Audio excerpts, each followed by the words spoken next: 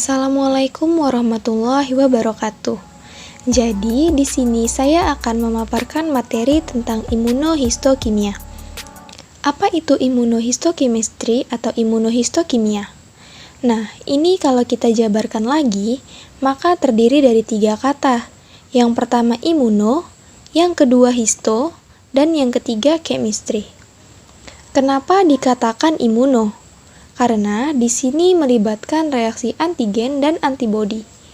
Antigen yang dimaksud di sini adalah antigen target, yaitu antigen yang akan kita selidiki atau yang akan kita identifikasi. Nah, ini biasanya terdapat pada jaringan, lalu di sini diikat oleh antibodi. Antibodi inilah nanti kita gunakan sebagai reagen kita. Jadi, karena melibatkan antigen dan antibodi, maka disebut sebagai imuno. Dikatakan histo sebab kita menggunakan jaringan. Karena kita menggunakan jaringan hidup yang akan kita lihat pun antigen yang berada di jaringan, maka disebut dengan histo. Chemistry itu artinya kimia. Nah, di sini juga melibatkan reaksi kimia, di mana reaksi kimia ini diperankan oleh zat-zat pewarnanya. Kemudian ada juga nanti proses fiksasi dan berbagai proses lainnya yang melibatkan larutan-larutan kimia. Jadi, kalau kita gabungkan, imunohistokimia itu merupakan suatu teknik pewarnaan jaringan guna mendeteksi suatu antigen target atau biomarker. Jadi, antigen target di sini dimaksud sebagai biomarker menggunakan reaksi antigen antibodi dan reaksi kimia. Jadi sebenarnya kita hanya mau mendeteksi antigen target. Antigen targetnya itu bisa bermacam-macam, bisa melihat sel-sel yang rusak atau yang lisis, bisa juga melihat sel-sel abnormal, biasanya pada sel-sel kanker. Oleh karena itu, nanti akan kita warnai, di mana warnanya akan berbeda dengan sel-sel yang normal. Imunohistokimia ini terdapat beberapa manfaat. Jadi, di sini manfaatnya dengan teknik imunohistokimia yang pertama, kita bisa mengidentifikasi atau memvisualisasi antigen target dalam jaringan. Dalam memvisualisasi ini, tentu kita harus mempertahankan struktur mikronya. Oleh karena itu, ada namanya proses fiksasi, di mana proses itu membuat jaringan yang ada dalam tubuh tidak berubah. Artinya, memang yang kita lihat adalah yang sesuai direpresentasikan ada dalam tubuh ketika dia masih jaringan hidup. Selain mengidentifikasi antigen target, kita juga bisa melokalisasi atau menunjukkan lokasi dan distribusi yang tepat dari antigen target. Jadi, kita mau melihat nih, antigen berada di jaringan sebelah mana atau berada di jaringan apa, dan kita bisa melihat yang mana yang abnormal. Kemudian, kita juga bisa mengkarakterisasi antigen target. Jadi, antigennya kita bisa tahu karakternya apakah sesuai berubah bentuk, ataukah sudah menjadi ganas, ataukah sudah lisis. Nah, ini kita bisa melihat dengan imunohistokimia. Selain itu, manfaat lainnya adalah dapat menentukan diagnosis, terapi, dan prognosis suatu kelainan atau penyakit, dan dalam hal ini biasanya penyakit kanker. Kemudian kita akan memperjelas sedikit tentang prinsip imunohistokimia. Jadi, bagaimana sebenarnya imunohistokimia ini bekerja sehingga kita bisa melihat antigen yang berbeda itu? Nah, di sini imunohistokimia didasarkan pada prinsip reaksi antigen antibodi, di mana di sini ada antibodi primer. Antibodi primer ini bisa monoklonal dan bisa poliklonal, tetapi sebaiknya monoklonal karena memang dia lebih spesifik. Nah, antibodi primer ini akan mengikat antigen target pada jaringan. Antigen target inilah yang mau kita deteksi atau biomarkernya. Jadi, kalau misalkan kita mau mendeteksi antigen kanker adenokarsinoma, antibodi primernya juga harus antibodi yang terdapat adenokarsinoma. Jadi harus yang spesifik. sehingga apabila muncul berarti memang terdeteksi ada di dalam jaringan. Kompleks ini nanti akan membentuk kompleks imun. Nah, kompleks imun tersebut kemudian akan diikat lagi oleh antibodi sekunder. Nah, kenapa harus ada antibodi sekunder? Ya, karena antibodi sekunder inilah yang nanti akan terkonjugasi dengan label. Jadi, label ini biasanya berupa enzim atau fluoropor. Ada dua jenis label yang digunakan untuk imunohistokimia. Yang pertama, apakah kita mau menggunakan enzim substrat atau apakah kita mau menggunakan fluoropor. Ketika kita menggunakan enzim substrat, maka apabila ditambahkan kromogen, enzim tersebut mampu mengubah kromogen menjadi warna tertentu yang tidak dapat larut, sehingga kita dapat mengidentifikasinya di bawah mikroskop. Yang dimana kita tahu reaksi enzim substrat ini biasanya akan merubah pH, kemudian menghasilkan warna. Nah, warna inilah yang nanti kita lihat di mikroskop. Kalau memang dia positif, tergantung lagi warna yang digunakan warna apa. Jika menggunakan warna coklat, biasanya antigennya akan berwarna coklat dan kontras dengan sel-sel normal yang lainnya. Nah, ini jika menggunakan prinsip enzim substrat. Berikut ini adalah gambar dari penjelasan sebelumnya. Misalkan kita mau melihat antigen pada sel islet pankreas, jadi jaringan pankreas kita ambil sedikit, kemudian kita buat preparasi jaringannya. Dibuat menempel pada preparat setelah kita identifikasi. Nah, pertama-tama kita tambahkan antibodi primer. Jadi, karena antibodi ini spesifik, maka akan mengikat antigen. Antibodi primer saja belum cukup, karena dia belum ada label warnanya. Jadi, kita butuh warna untuk bisa melihat kekontrasannya. Oleh karena itu, ditambahkan antibodi sekunder yang berarti enzim. Nah, enzim di sini biasanya menggunakan HRP polimer, yang mana HRP ini ketika ditambahkan substrat DAB, dia akan berubah menjadi endapan coklat, atau perubahan warna menjadi coklat. Antibodi primer ini memang khusus untuk antigen islet, karena pada pankreas itu kan terdapat banyak sel dan jenis antigennya. Jadi, kita hanya mau melihat satu sel islet saja, maka antibodinya khusus untuk sel islet pankreas. Jadi, dia berbeda warnanya dengan sel pankreas yang lain yang tidak diikat oleh antibodi. Kurang lebih seperti itu prinsip sederhananya. Nah, ini contoh ketika mengidentifikasi sel yang sedang bereplikasi. Yang berwarna ini adalah sel yang sedang bereplikasi. Jadi, ini contoh sediaan yang menggunakan prinsip imunofluoresen. Jadi dia dilihat di mikroskop fluoresen. Biasanya kalau fluoresen itu berlatar belakang hitam, hanya sel-sel saja yang memancarkan cahaya. Nah, kalau ini menggunakan pewarna enzim substrat. Warna coklat yang terdapat pada gambar ini adalah sel-sel yang melakukan persinyalan tergantung antibodi apa yang kita label. Selanjutnya ini contoh kalau kita mau melihat sel yang apoptosis. Jadi, apoptosis itu adalah kematian sel yang terprogram, atau biasa disebut dengan proses bunuh diri sel. Jadi, sel-sel itu kalau dia sudah mengalami kelainan, supaya dia tidak menyebabkan kegaduhan inflamasi yang berlebihan, maka dia harus menjalani proses kematian. Jadi, dia akan mengalami yang namanya apoptosis. Contohnya, ini kita mau melihat sel-sel jaringan otak tikus yang mengalami apoptosis. Di sini terlihat berwarna kecoklatan. Kemudian ini contoh apoptosis pada sel usus tikus berwarna coklat juga.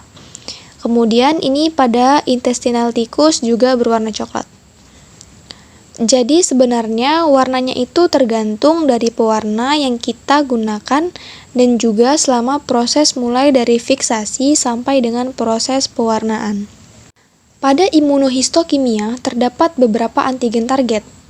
Antigen target ini biasanya berada pada berbagai organel-organel, bisa di sitoplasma, bisa di inti sel, bisa pada membran sel, dan bisa pada protein serta pada lipid. Berikut ini kurang lebih tahapan-tahapan yang ada pada imunohistokimia. Yang pertama ada tissue sample. Tisu sampel ini biasanya dalam bentuk preparat. Sudah dipreparasi seperti fiksasi. Kemudian ada embedding, kemudian ada sectioning, lalu ditempelkan di preparat. Setelah dalam bentuk preparat, lalu kita bisa deparafinasi dan rehidrasi. Jadi, untuk mendeteksinya, maka kita hilangkan terlebih dahulu parafin yang digunakan untuk pemotongan dan kita rehidrasi, isi lagi airnya. Kemudian setelah itu masuk pada proses antigen retrieval. Kita akan memunculkan kembali epitopnya supaya mudah diikat oleh antibodi. Kemudian ada proses blocking agar tidak diikat oleh antibodi yang lain atau diganggu oleh antibodi yang lain. Kemudian ada washing dan inkubasi antibodi. Jadi, dicuci lagi dari zat-zat yang mengganggu, lalu diinkubasi dengan antibodi. Pertama ada primer antibodi, kemudian ada sekunder antibodi yang berlabel enzim. Jadi, kalau misalkan ada antigennya, maka antibodi sekunder akan mengikat antibodi primer. Dan setelah diberikan pewarna, dan ini contoh pewarna yang menggunakan enzim. Jadi, setelah ditambahkan substrat DAB, maka dia akan berubah warna. Ketika dia bereaksi dengan enzim tadi, maka akan berubah warna. Nah, inilah nanti yang akan kita amati di bawah mikroskop. Pewarnaan pada imunohistokimia pada umumnya dapat dilakukan dengan dua cara, yaitu dapat menggunakan fluoresen atau fluoropor, dan bisa juga dengan menggunakan kromogenik atau enzim. Nah, ini contoh sediaan yang menggunakan fluoresen. Latar belakangnya biasanya gelap, dan sel-sel yang terekspresi adalah yang berwarna terang. Kemudian yang kromogenik yang menggunakan enzim substrat biasanya berlatar belakang terang karena memang menggunakan mikroskop cahaya. Teknik imunofluoresensi. Tujuan penggunaan teknik ini adalah pengenalan antigen dengan antibodi spesifik dan visualisasinya dengan label. Contohnya, fluorescin, rodamin, atau enzim yang direaksikan dengan substrat kromogenik. Teknik ini disebut juga fluorescence immunoassay atau FIA. Ada dua macam cara, yaitu cara langsung yang digunakan untuk menemukan antigen, imunoglobulin, atau komplemen yang melekat pada sel jaringan penderita. Sedangkan secara tidak langsung lebih banyak digunakan untuk menemukan antibodi. Pada cara ini, serum penderita direaksikan dengan sel atau jaringan. Kemudian ditambahkan antibodi yang bertanda fluorescence dan diperiksa di bawah mikroskop ultraviolet atau mikroskop fluoresensi. Teknik pewarnaan imunofluoresensi langsung paling banyak digunakan karena lebih cepat dan sederhana. Pewarnaan yang tampak merupakan hasil reaksi dari fluorokrom antibodi berlabel dengan antigen dalam suatu substrat. Keadaan ini dicapai melalui pemaparan substrat atau dalam bentuk sel atau potongan jaringan ke fluorokrom labeled antibody. Pengenalan antibodi antigen spesifik akan membuat ikatan fluorokrom labeled antibody ke preparat pada tempat antigen berada. Antibodi yang tidak terikat dicuci dengan buffer netral dan tempat ikatan antibodi diidentifikasi dengan mikroskop fluoresensi. Jenis fluorokrom yang banyak digunakan adalah fluorosin dan rodamin. Keduanya dapat berikatan secara kovalen dengan antibodi tanpa merusak aktivitas biologisnya. Teknik imunoenzim. Definisi teknik imunoenzim adalah suatu teknik imunologi berdasarkan pada penggunaan yang pertama ikatan enzim dengan antibodi spesifik atau enzim antibody conjugate. Yang kedua, ikatan anti-enzim antibody yang diikuti dengan enzim homolognya. Yang ketiga, kompleks enzim anti-enzim. Keseluruhan teknik ini digunakan secara histologi untuk visualisasi pelabelan spesimen jaringan dan untuk mengetahui letak antigen.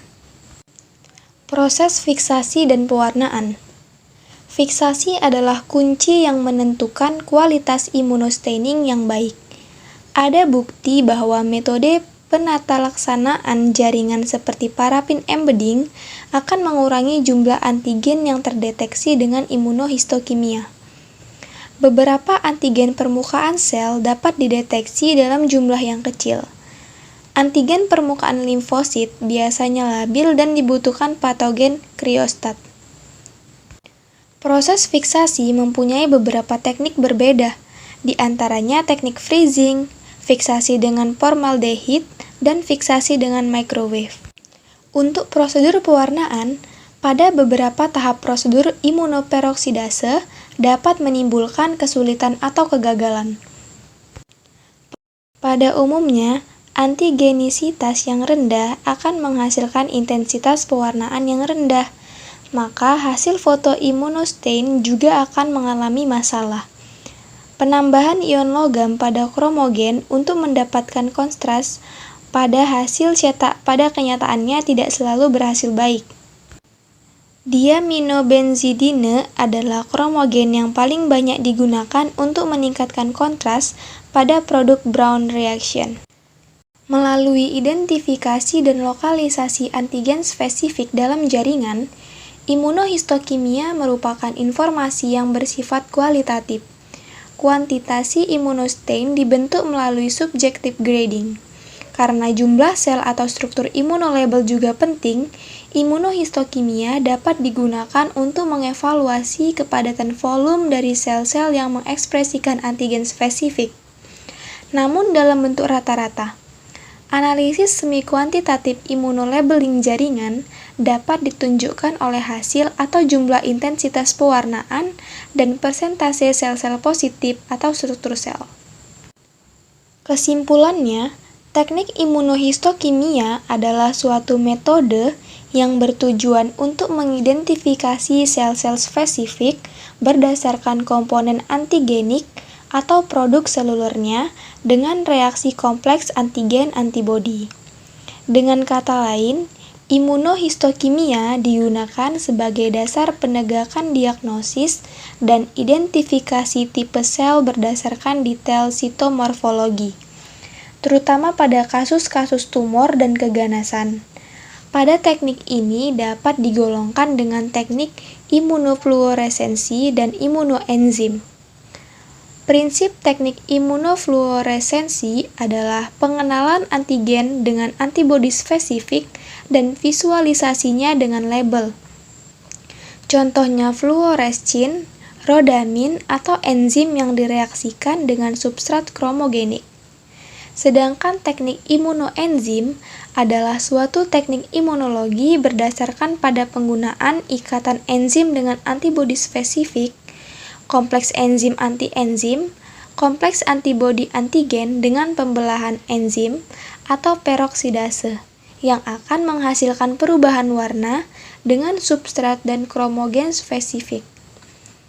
Keseluruhan teknik ini digunakan secara histologi untuk visualisasi pelabelan spesimen jaringan dan untuk mengetahui letak antigen.